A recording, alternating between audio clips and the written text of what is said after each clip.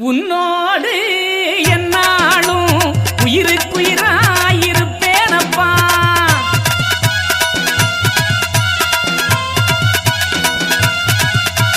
ஊட்டுகிறேன் ஒட்டுகிறேன் நான் உயிருக்குயிராயிருக்கிறேன்.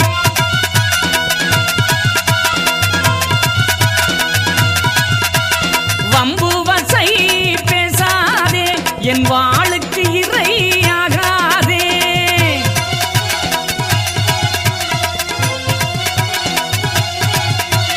ஏசாதே பேசாதே என் கணக்க சீசர்களே.